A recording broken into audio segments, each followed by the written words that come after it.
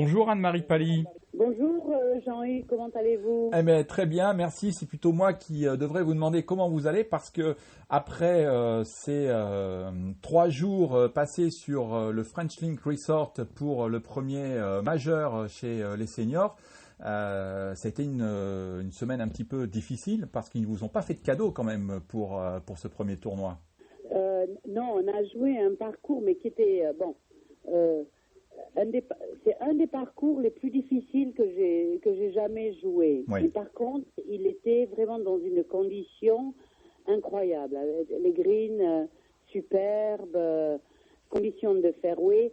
Mais c'est un parcours qui est dessiné par Pete Dye. Alors, Absolument. si quelqu'un connaît les parcours de Pete Dye, c'est un de ses concepts, c'est golf, il y a même cette phrase: golf is not a fair game, so I'm not going to make a fair golf course. D'accord. Donc, D'une certaine façon, on avait des positions. Si on n'était pas sur les fairways, par exemple, moi j'avais un coup, j'étais juste 50 cm à droite du fairway dans le rough.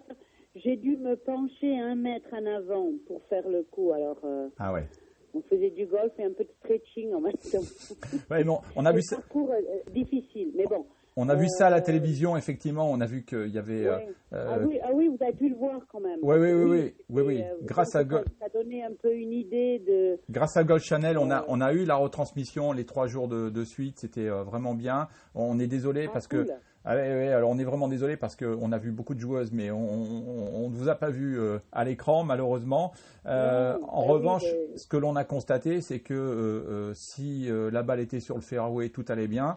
Mais dès que le fairway était raté, c'était presque une punition par moment d'être hors du fairway.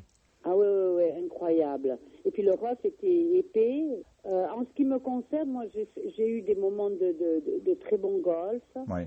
Bon, j'étais nerveuse le premier jour quand même, je dois admettre, parce que c'était mon 3e tournoi de l'année. Toutes les joueuses étaient un petit peu nerveuses. Ouais. Ah oui. En tout cas, celles qui sont comme moi, quoi, il y a encore, on a quand même des joueuses qui sont au-dessus de 45 ans qui font encore de la compétition, soit sur le circuit européen, soit sur le circuit américain. Oui. Mais en ce qui me concerne, en ce qui concerne d'autres joueuses, celles qui ne font pas de compétition régulièrement, semaine après semaine. En tout cas, moi, j'étais nerveuse. Les premiers trous, les 9 premiers, et puis... Oui, les 9 premiers, ça s'est ressenti d'ailleurs sur le score, puisque bogey au 3, bogey 5, 6, 7, bogey au 9. D'ailleurs, c'était une carte que de bogey le premier tour. Hein. Oui, que des bogeys le premier tour. Me sentais pas... confortable, et pourtant j'ai utilisé tout ce que je connaissais pour me relaxer, tout ça, mais bon. Et puis beaucoup de vent, et beaucoup de vent aussi, Anne-Marie Pally, oui, faut le dire. C'est ça qui était difficile, si le vent était que d'une force, ça allait, on peut juger un club, 2 clubs, mais il y avait des rafales, et là on passait de 1 club à 4 clubs. Ah oui. Et ça c'était plus... ça devient compliqué pour gérer un parcours. Mais bon, c'était la même chose pour tout le monde. Seulement, ça dépend où on avait nos rafales, dans quel trou. Absolument. Mais bon, donc le premier jour, pas terrible. Le deuxième jour, par contre, je me suis fait plaisir, à part les 2 derniers trous. Oui. Mais j'ai fait 5 birdies. Oui. C'était vraiment du bon golf. Je jouais avec Laura Davis et Holly Stacy. Donc, c'était une partie très sympathique. De véritables retrouvailles. Oui, rejouer avec Laura, et puis c'est quand même incroyable encore parce que elle nous a attaqué ce parcours. Bon, évidemment, il y a un trou, mais si elle loupe un coup, elle est hors limite. Ouais. Mais bon, elle est encore tellement longue. C'est impressionnant de voir comment elle attaquait le parcours. On l'a vu à la télé, oui. Donc c'était sympa, et puis on s'est bien amusé. C'était cool. Mais j'ai mal fini les 2 derniers trous, j'ai fini double et bogey. C'est ça. Donc ça, j'ai fini avec un 74 alors que j'espérais avoir un score sous le par. Ouais. Et puis le dernier jour, j'ai eu du bon golf, et puis j'ai fait un triple, j'ai fait un coup de merde, bref. Un mauvais coup. un mauvais coup, voilà. Et au drive, et puis après, là, c'était la Bérésina. Enfin bref, j'ai fait un triple. Oui, au trou numéro 15. Et puis après, je me suis quand même reprise. J'ai fini avec 3 parcs sur les 3 derniers trous. Mais bon, bottom line, comme on dit aux États-Unis, 77. Mais j'ai aussi réalisé que le parcours, il était tellement challenging. Entre ça et puis le jeu, la compétition, moi je me suis sentie fatiguée. J'étais fatiguée. Et j'ai réalisé, bon, écoute Anne-Marie, si tu vas continuer à jouer pour l'US Open l'année prochaine, j'ai intérêt à me mettre en meilleures conditions parce que ça fatigue mentalement, surtout ce parcours. Et donc, ça a affecté le physique aussi. Donc, ma conclusion, j'ai vu plein de trucs positifs par rapport à mon jeu, mais je me suis dit, j'ai besoin d'être en meilleures conditions. Donc, je vais attaquer mon physique. J'ai réalisé qu'il fallait que je sois un peu plus sérieuse de ce côté-là. Et puis, je réalise aussi que si je joue l'US Open l'année prochaine, je vais devoir aller... faire plein de tournois, essayer de trouver des petits tournois par-ci par-là. Bien sûr. Rien que pour me mettre, parce qu'il y a une différence quand on joue partie amicale, tout ça, et puis en compétition. Il y a une routine de compétition qu'on n'a pas si on ne joue pas des compétitions, un tournoi après un tournoi. Donc, et puis le stress, globalement, qui n'est pas le même. Oui, donc, bon, voilà. C'était un super tournoi. Le sponsor, évidemment, French League, on n'a rien à dire. C'est vraiment une communauté. Excellent accueil. Une grande communauté, mais impressionnante. Tout était first class. Donc, mais un parcours très difficile. D'ailleurs, les hommes ont joué, je ne sais pas si vous savez, mais les hommes ont joué sur ce parcours, le PGA. Ah oui, absolument, oui, mais pas dans la même semaine, oui, bien sûr. Oui, tout à fait. Ils veulent plus revenir. Les seniors qui ont joué. Ils veulent plus revenir. Et puis je ne sais plus qu'est-ce qu'il m'a dit, mais il y a une joueuse qui m'a dit, écoute, il a joué son parcours et après avoir joué ce parcours, il a arrêté le golf. À ce point-là. Je ne me souviens plus qui est-ce qui m'a dit ça, mais quelqu'un m'a dit ça. Je lui ai dit, ça ne m'étonne pas. Mais comment je suis têtue, je ne suis pas du genre à arrêter. C'est les bras. Oui, les seniors de mémoire ont joué en 2015 et c'était Colin Montgomery qui avait gagné sur ce parcours. Oui, c'est lui qui a gagné.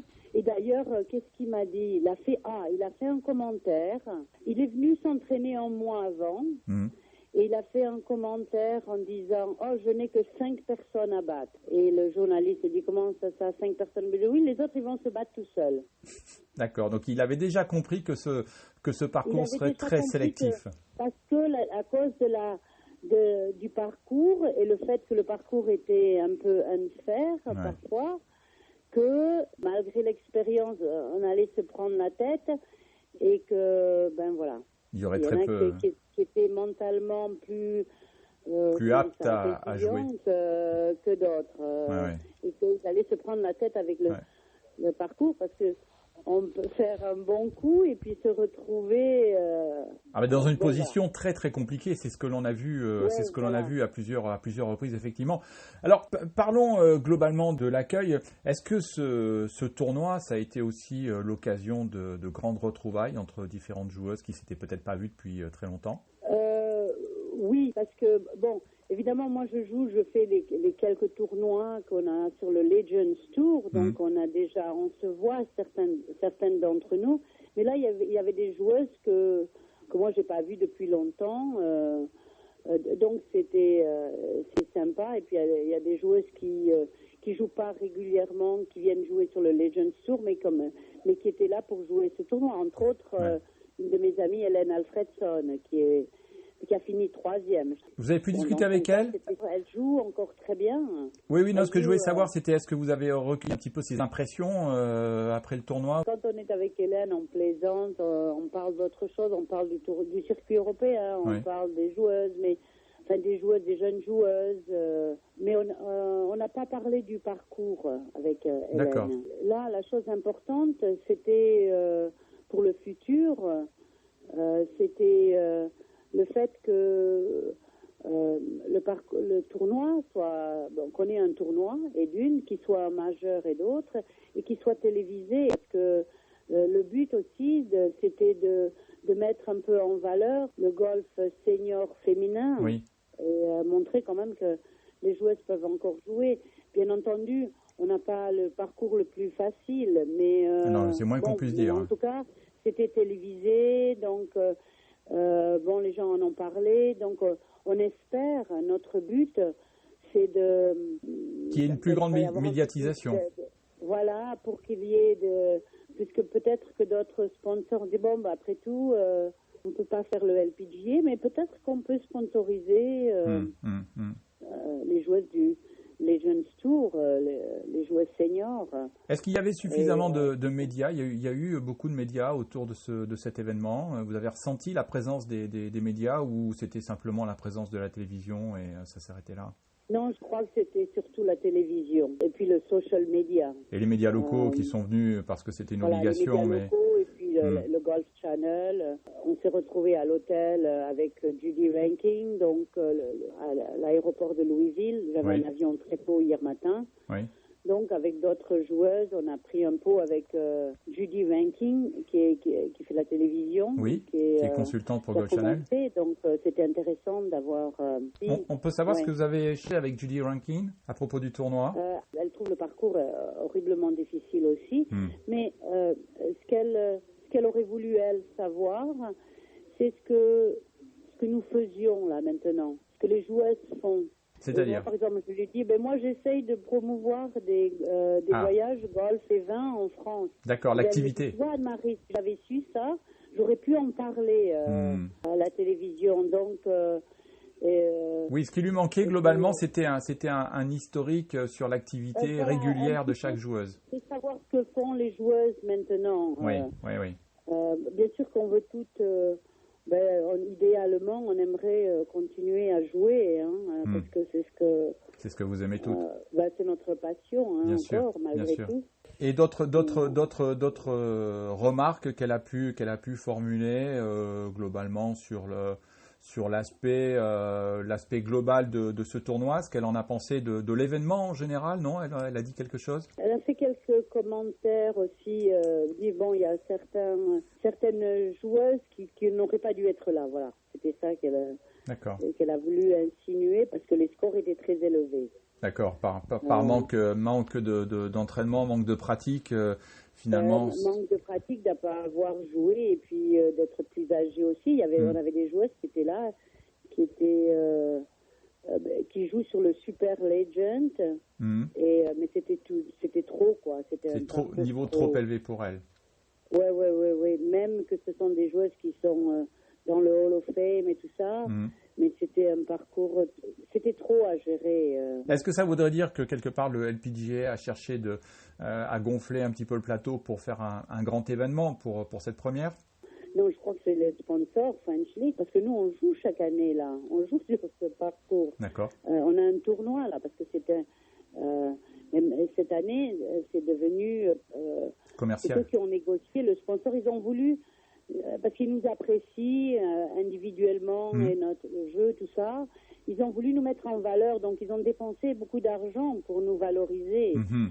Donc ils ont négocié avec le LPGA, ils ont dû avoir un tournoi à Symetra sur un autre de leur parcours.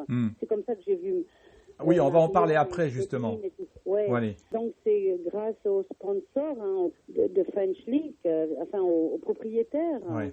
Monsieur Ferguson, c'est lui qui a dépensé un argent colossal pour essayer de valoriser les femmes seniors. Voilà. D'accord. Et ça, c'est le bottom line. Et we have to be grateful, reconnaissante, parce qu'il essaye de nous valoriser un petit peu et espère que ça va... donner envie à d'autres partenaires de sponsoriser, d'autres sponsors d'avoir des tournois et puis la charité c'est Riley, c'est un hôpital pour tous les enfants handicapés. Oui. D'ailleurs, je mets des photos. Il y a un petit garçon qui a 15 ans, BJ, qui est sur une chaise roulante. Je lui dis c'est mon jumeau. on est nés le 18 avril, tous les deux.